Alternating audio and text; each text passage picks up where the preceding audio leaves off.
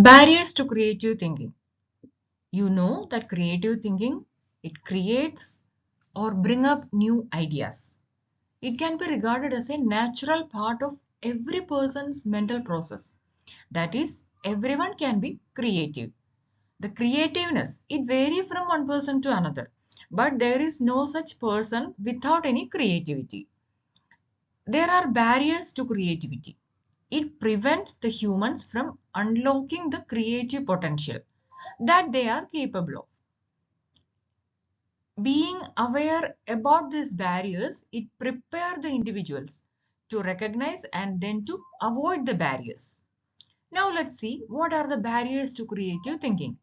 Before going to the details, please remember to subscribe this channel. Do watch other videos in this channel and share it with students and those who love learning psychology. Thank you. The barriers to creative thinking is categorized as habitual barriers, perceptual barriers, motivational barriers, emotional barriers, and cultural barriers. Let's see each of these in detail. First one, habitual barriers. These are barriers that stem from our habitual ways of thinking. It limits our ability to think creatively. Let's see some examples of these habitual barriers. Mental rigidity. It refers to the inflexible thinking patterns and the resistance to change. That is, we are very rigid. This limits our ability to think creatively and generate new ideas. Why? Because we are stuck in old ways of thinking. Consider an example. A manager. He might be resistant to new ways of doing things because he is accustomed to doing things in a certain way. That is, he is rigid. Next is fixed mindset. It is the belief that our abilities and intelligence are fixed and it cannot be changed. This can limit our ability to think creatively because we don't believe that we can learn or grow in new ways. Consider the example of a student who believes that he is not naturally creative and therefore he don't try to think creatively. That is, he had a fixed mindset. Then confirmation bias. It is the tendency to seek out information that confirms our existing beliefs and opinions, while ignoring or dismissing the information that challenges them.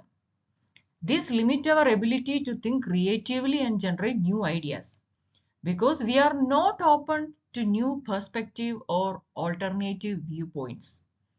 For example, a researcher, he might look only for evidence that support their hypothesis, while they ignore the evidence that contradicts it.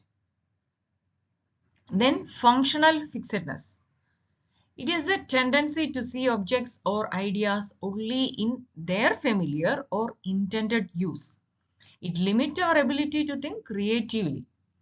For example, a person might only see a hammer as a tool for driving nails and not consider other ways it could be used. That is, he is fixed in that function of certain things. Then over reliance on past experience. If you are overly reliant on past experience, it limits your ability to think creatively and you won't be able to create new ideas because you are not open to new possibilities. For example, a designer might rely on past design solutions instead of exploring new and innovative ideas for a certain project. So, these are certain habitual barriers that block us from thinking creatively. Next is perceptual barriers. It limits the way we perceive or interpret information. Let's see the types of perceptual barriers. First one, stereotyping. It occurs when we make assumptions about people or things based on preconceived notions or limited experience. These limit our ability to see beyond the surface and come up with creative solutions. For example, a marketer, he might assume that all the elderly people are technophobic, that is, they have a fear about the new technology. As a result, they miss an opportunity to develop a creative campaign that appeals to the seniors who are tech savvy. Next is confirmation bias. It is a tendency to seek out information that confirms our existing belief, and we ignore the evidence that contradict them. This prevents us from considering alternative viewpoints or any creative solutions. For example, a business owner might reject an innovative marketing strategy because it goes against their long-held belief that the traditional advertising methods are the most effective. So they won't look for any creative thinking or creative strategies. Then perceptual sets. It is a tendency to perceive information in a particular way based on the past experience or expectations. These limit our ability to consider new possibilities and to come up with creative solutions. For example, a designer, he might stuck in a particular style or aesthetic and find it challenging to explore new ideas. Then anchoring bias. It occurs when we rely too heavily on the first piece of information we receive when making decisions. These also limit our ability to think creatively. For example, a product designer might anchor too heavily on a particular design concept and he failed to consider other possibilities. Then functional fixedness. It is a tendency to think of an object only in terms of its conventional use. These also limit our ability to imagine creatively. For example, a graphic designer might struggle to come up with new logo design for a client because he is stuck thinking about the conventional elements of a logo, like the company name, symbol, rather than exploring new possibilities. So these are certain perceptual barriers to our creative thinking. Next is motivational barriers. These stem from internal factors that blocks our ability to think creatively. First one, the lack of intrinsic motivation. Intrinsic motivation is the drive to engage in an activity because of the inherent pleasure or satisfaction it brings. A lack of this motivation, it prevents us from engaging in creative thinking because we don't see the value or enjoyment in it. For example, a student who doesn't find a particular subject interesting might not be motivated to think creatively about it. Next is fear of criticism or rejection. This prevents us from expressing our ideas or taking creative risk. This limits our ability to think creatively. For example, an artist may be afraid to experiment with a new style because they are worried that it won't be well received by their audience. So, the fear of criticism or rejection is a barrier to creative thinking. Then lack of self-confidence. It prevents us from believing in our ability to think creatively and generate innovative solutions. For example, a writer might struggle to come up with new ideas because they don't believe that their ideas are good enough. Then burnout or fatigue. It prevents us from engaging in creative thinking because we don't have the mental or physical energy to do so. For example, an entrepreneur who is overworked and stressed might struggle to think creatively about new business opportunities. Then over-reliance on external awards. For example, money or recognition. Those are external rewards. If you are over-reliant on that, it prevents us from engaging in creative thinking for its own sake. For example, An inventor who is solely motivated by the potential financial reward of their invention might struggle to generate truly innovative ideas because their focus will be on the monetary benefits. So these are certain motivational barriers to creative thinking.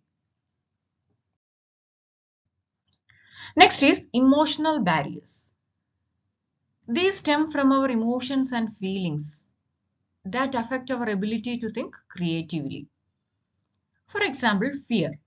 It is a powerful emotion. It prevents us from taking creative risk and exploring new ideas. For example, a writer might be afraid to write about a controversial topic because they are worried about negative feedback or backlash. Then anxiety.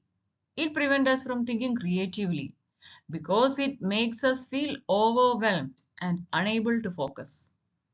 For example, an artist, he might feel anxious about starting a new project because he is worried about making mistakes or not living up to their own expectations. Then self-doubt. It prevents us from believing in our ability to think creatively and generate innovative solutions. For example, an entrepreneur, he might doubt his ability to come up with a successful business idea because he don't feel confident in his own abilities. Then frustration. It also prevents us from engaging in creative thinking. It makes us feel stuck and unable to make progress. For example, a musician, he might become frustrated with a song he is working on and struggle to come up with new ideas. Then sadness or depression. It also prevents us from engaging in creative thinking. It makes us feel unmotivated and uninspired. For example, a writer might struggle to come up with new ideas when he feels depressed because he don't feel emotionally invested in their work. So these are certain emotional barriers to creative thinking. Then finally, the cultural barriers. It refers to the influence of cultural norms, values, and beliefs on our ability to think creatively. For example, conformity. In some culture, conformity and adherence to established traditions and customs are highly valued. This can limit the individual's ability to think creatively. Deviating from established norms may be frowned upon. For example, in some conservative societies, a person might face cultural barriers when trying to introduce a new and unconventional idea or practice. Then groupthink. It occurs when a group of people conforms to a particular way of thinking or acting. And these also limit their ability to think creatively. This can be a result of cultural norms that prioritize group harmony over the individual innovation. For example, in some culture, decision making is done through a consensus building, which can discourage dissenting opinions and hinder creative thinking. Then stereotyping. Cultural stereotypes can affect the way individual perceives and interact with others from different culture, and these limit their ability to think creatively. The stereotype also perpetuate cultural biases and prevent individuals from exploring alternative perspectives. For example, a person might hold a stereotypical view of a particular culture or a group, and it prevents that person from considering the ideas or contributions of individuals from that culture. Then language barrier. The language differences can be a significant cultural barrier to creative thinking because it limits individuals' ability to communicate effectively and generate new ideas. The misunderstandings due to language difference can also lead to missed opportunities for collaboration and innovation. For example, a non-native speaker might struggle to express their ideas in a language they are not fully fluent in, and this can hinder their ability to think creatively. Then ethnocentrism. Ethnocentrism is the belief that one's own culture is superior to others. This thinking limits individuals' ability to think creatively. This can also result in cultural biases and stereotypes that prevent the individual from exploring alternative perspectives and ideas. For example, a person might dismiss an idea from another culture simply because it doesn't align with their own cultural belief and practices. So these are certain cultural barriers to creative thinking. Let's have a quick recap on what we have learned. We have learned the barriers of creative thinking. Certain barriers are habitual barriers, perceptual barriers, motivational barriers, emotional barriers, and cultural barriers. Hope you liked this video. Please share and subscribe. Thank you and keep smiling.